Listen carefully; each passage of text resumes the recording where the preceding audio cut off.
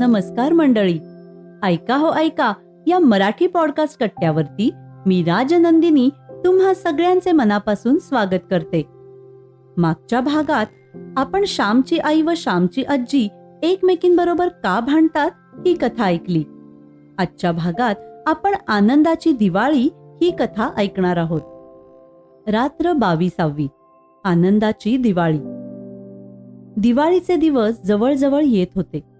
शाळांना सुट्टी झाली होती. मी दापोलीस जवळच शिकत होतो, त्यामुळे सुट्टी होताच घरी गेलो. मला व माझ्या धाकट्या भावांना एक एक नवीन सदरा वडिलांनी केला, परंतु नेसूची धोतरे फार फाटली होती. आईने ती 17दा शिवली होती. 17 ठिकाणी शिवली होती. ती आता इतकी विरली होती की शिवणे कठीण झाले होते. आम्हा मुलांना त्यांनी नवीन कपडे केले, स्वतःला नवीन धोतरे घेतली नाहीत. आईला वाईट वाटत होते, परंतु ती काय करणार? तिच्याजवळ थोडेच पैसे होते. कितीतरी दिवसात तिला सुद्धा नवीन लुगडे मिळाले नव्हते. परंतु तिला स्वतःचे इतके वाईट वाटत नसे, पण वडिलांचे दैन्य पाहून तिचा जीव करपे. रोज फाटका भाग निर्यांमध्ये लपवून वडील वेळ मारून नेत असत. मुंबई पुण्याकडचे लोक दिवाळीत घरी येतात. दिवाळीच्या सुमारास बोटी सुरू होतात. समुद्र शांत असतो. मुंबईहून घरी येणारे लोक येताना फटाके, खेळणी वगैरे दिवाळीसाठी मुलांना घेऊन येतात. माझा मोठा भाऊ पुण्यास मामांकडे शिकत होता. तो काही येणार नव्हता, परंतु पुण्याहून कोणसे आमच्या गावी आले होते. त्यांच्याबरोबर पुण्याच्या मामांनी आईला भाऊबीजेचे 3 रुपये पाठवले होते. आमच्यासाठीही खाऊ पाठवला होता. ते 3 रुपये पाहून आईला आनंद झाला. तिने सर्वांची खुशाली विचारली. रुपये देऊन तो गृहस्थ निघून गेला. आम्ही आईच्या भोवती जमा झालो. मामाने खाऊ पाठवला, आम्हाला दे. आम्ही तिच्या पाठीस लागलो. जर्दाळू व पेपरमिंटच्या वड्या होत्या.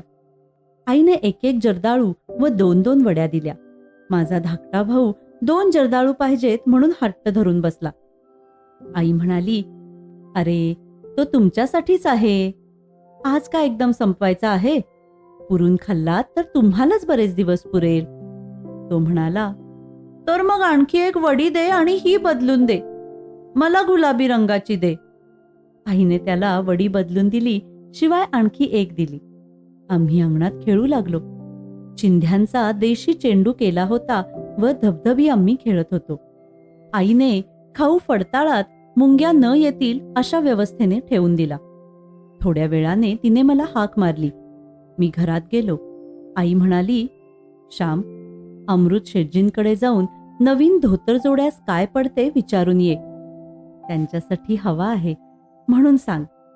घरात आहे का म्हणून त्यांनी विचारले तर गावाला गेले आहेत, उद्या येतील असे सांग. चौकशी करून येण्यास मला सांगितले म्हणून आलो असे सांग. जा. मी अमृत शेटजींच्या दुकानात गेलो. मोहन्या व बद्री त्यांचे मुलगे तेथे होते. मोहन्या मला म्हणाला, काय रे श्याम, काय पाहिजे? चित्रे पाहिजे असतील म्हणून आलायस होय ना? मी त्याला म्हटले, चित्रे देत नाहीस मग कशाला मागू? मी तुझ्याजवळ कधी मागणार नाही, पण धोत्राचा भाव विचारायला मी आलो आहे. कोणाला धोतर जोडा? तुला? त्याने विचारले. नाही, भाऊंसाठी. चांगला लांब रुंद हवा. पोत चांगले हवे. किंमत काय ते विचारायला मी आलो आहे. 2-3 नमुने दे, ते मी घरी दाखवून आणतो असे मी सांगितले. मोहन्या मारवाड्याने 2-3 प्रकारचे धोतर जोडे दिले. अमृत शेठ म्हणाले, दाखवून लवकर आण हो श्याम. आम्ही काही घरी ठेवणार नाही आणि ठेवले तर पैसे देऊ असे मी अभिमानाने म्हटले. तुझ्याजवळ भारी झालेत वाटते पैसे. बापाजवळ तर फद्या नाही, अमृत शेठ म्हणाले. मला ते शब्द ऐकून फार वाईट वाटले. अमृत शेठांचे आम्हाला कर्ज होते म्हणून ते तसे बोलले. स्वाभिमानाने जगू म्हणणाऱ्याने मरावे, परंतु कर्ज कधी काढू नये. मी ते नमुने घेऊन घरी आलो आणि आईला दाखवले. त्यातील एक आईने पसंत केला. किंमत बेताचीच होती. 3-3.5 रुपये काहीतरी होती. आईने माझ्याजवळ पैसे दिले आणि म्हणाली, हा घेऊन ये आणि बाकीचे परत कर. मी धोतर जोडे परत केले व एक विकत घेऊन आलो. आईने त्याची 2 पाने निरनिराळी फाडली व त्या प्रत्येकाला कुंकवाचे बोट लावून ठेवले. वडील गावाहून परत आले तरी त्यांना ही गोष्ट कळली नव्हती. दिवाळीच्या दिवशी पहाटे मंगल स्नाने झाल्यावर आई वडिलांना नवीन धोतर नेसायला देणार होती. आम्ही मुले होतो तरी ती गोष्ट आम्ही फोडली नाही. आईच्या कटात आम्ही 3ही पण मुले सामील झालो होतो. उद्याची दिवाळी.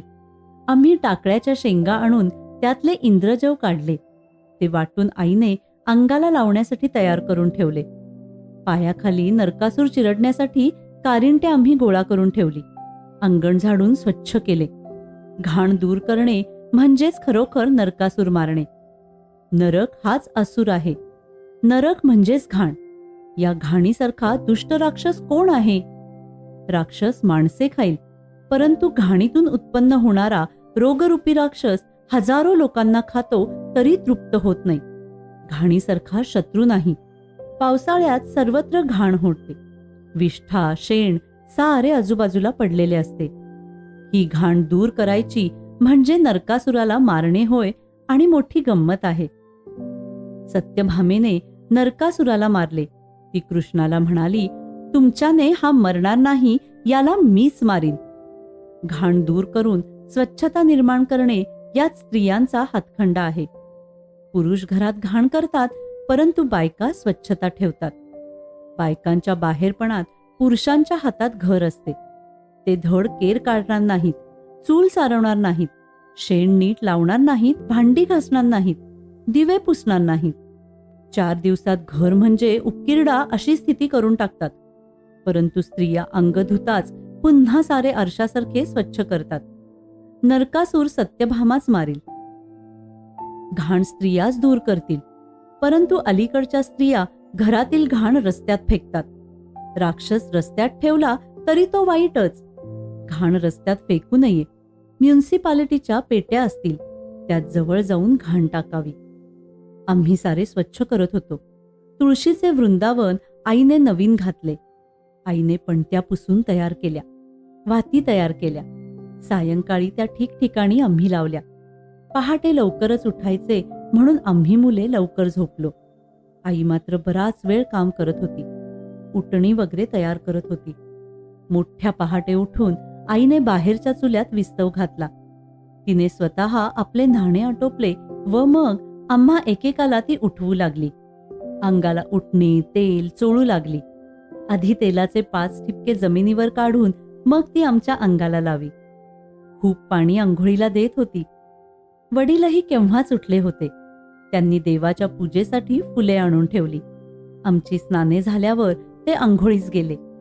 आम्ही घरच्या देवाला नमस्कार केले व देवळातून सुद्धा जाऊन आलो. आईने वडिलांना आंघोळीस पाणी दिले. त्यांची आंघोळ झाली. जुना कद नेसून त्यांनी देवाची पूजा केली. देवांना थोडे वासाचे तेल त्यांनी लावले. आज देवांना सुद्धा कडक पाण्याची आंघोळ. रोज बिचारे थंड पाण्याच्या अभिषेकात कुडकुडायचे, परंतु आज त्यांना गरम पाणी. वडिलांनी देवपूजा केली. करंजी, अनारशांचा नैवेद्य होता. पहाट झाल्यापासून भुत्ते भिक्षेसाठी येत होते. अंबाबाईची गाणी म्हणत होते. पै पैसा, पोहे, करंजी मागत होते व आम्ही त्यांना घालीत होतो. वडिलांनी आम्हाला हाक मारली आणि देवाचा नैवेद्य त्यांनी आम्हाला दिला. रोजचे सूर्याचे नमस्कार घालून ते देवळात गेले. देवळातून थोड्या वेळाने आले. माझे धोतर ग, कुठे आहे आज? दिसत नाही ते, त्यांनी आईला विचारले. त्याची 2 अंगपुसणी केली. किती फाटले होते ते, आई म्हणाली. अगं, मग नेसू काय आज? आणखी महिनाभर ते गेले असते, ते मला म्हणाले.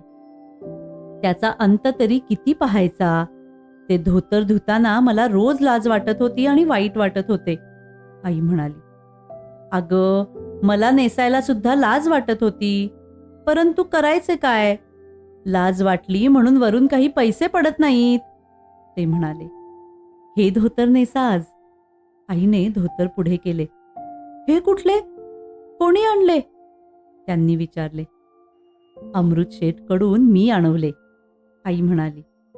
अगं, तो मला उधार देत नव्हता. मी त्याच्याजवळ मागितले का नाही, परंतु तो उधार देईना. माझी पूर्वीची बाकीच कशी वसूल होईल हीच मला काळजी आहे. तुम्हाला उधार देऊन फसलो असे तो मला म्हणाला. तू घेऊन आलीस वाटते, का मोहन्याला बोलवून त्याला गळ घातलीस? वडील चौकशी करू लागले. मी ते विकत आणले आहे. श्यामने जाऊन आणले, आई म्हणाली. श्यामजवळ कुठले पैसे? त्यांनी विचारले. मी दिले, आई म्हणाली. तुझ्याजवळ कुठले? त्यांनी विचारले. पुण्याहून आप्पाने भाऊबीजेचे म्हणून त्या काळ्या कृष्णाबरोबर पाठवले, आईने सांगितले. केव्हा आला काळा कृष्णा? त्यांनी विचारले. झाले 2 दिवस, आई म्हणाली. तुझे लुगडे फाटले आहे त्याला ते झाले असते. तुझ्या भावाने पाठवलेली ओवाळणी. तुझा त्यावर हक्क, ते आम्हाला घ्यायचा हक्क नाही, भाऊ म्हणाले. तुम्ही व मी निराळी का आहोत? इतकी वर्षे एके ठिकाणी संसार केला, सुखदुःखे पाहिली, नाना बरे वाईट अनुभव घेतले. अजून का आपण निराळी आहोत? माझे सारे तुमचेच आहे व तुमचे ते माझेच आहे. आहे तरी काय आपणाजवळ? तुम्ही नवीन धोतर नेसलात म्हणजे मीच नवीन लुगडे नेसल्यासारखे आहे. त्यातच माझा आनंद आहे. नेसा, मी त्याला कुंकवाचे बोट लावले आहे, आई म्हणाली. मी नवीन धोतर नेसावे व तुला नवीन लुगडे नसावे याचे मला नाही का वाईट वाटणार? तुला आनंद होत आहे, परंतु मला दुःख होत आहे. तू आपल्याला आनंद मिळवलास आणि मला त्यांच्याने बोलवेना. माझा आनंद तो तुमचाच आहे. तुम्हाला बाहेर 4 चौघात जायचे असते. गंगू आप्पांकडे आज सोंगट्या खेळायला बोलव, गेले पाहिजे. मला आज कोठे जायचे आहे बाहेर? पुढे सवड झाली की आधी मला लुगडे घ्यावे, असे उगीच मनाला लावून घेऊ नये. आज दिवाळी, आज साऱ्यांनी हसायचे, आनंदात राहायचे. आम्हाला आनंद देण्यासाठी तरी आनंदी व्हा, आई म्हणाली. तुझ्यासारखी जन्माची सोबतीण व अशी गोड व गुणी मुले असल्यावर मी का आनंदी होणार नाही? मी दरिद्री नसून श्रीमंतांहूनही श्रीमंत आहे. मग मी का हसणार नाही, का सुखी होणार नाही? आण ते धोतर, असे म्हणून आईच्या हातातून ते धोतर त्यांनी घेतले. ते नेसले व देवांना त्यांनी नमस्कार केला. वडिलांचे धोतर पाहून आम्हालाही खूप आनंद झाला. परंतु खरा आनंद जर कोणाला झाला असेल तर तो माझ्या आईला. तो अनुभव स्वतःच अनुभवून पाहावा लागतो. प्रेमपूर्वक त्यागातील आनंद, त्याची चव तसे करीत गेल्याने समजू लागते. एकदा चटक मात्र लागली पाहिजे. चला तर मग मंडळी, आज इथेच थांबूया. पुन्हा लवकरच भेटूया आपल्या नवीन भागाबरोबर. तुम्हाला आमचा हा भाग आवडला असेल तर लाईक करा, फॉलो करा आणि शेअर करा. आणि हो, ऐका हो ऐका या मराठी पॉडकास्टच्या इंस्टाग्राम, फेसबुक आणि यूट्यूब पेजवर हा भाग तुम्हाला कसा वाटला हे कळवायला विसरू नका. तोपर्यंत ऐकत रहा ऐका हो ऐका मराठी पॉडकास्ट. धन्यवाद.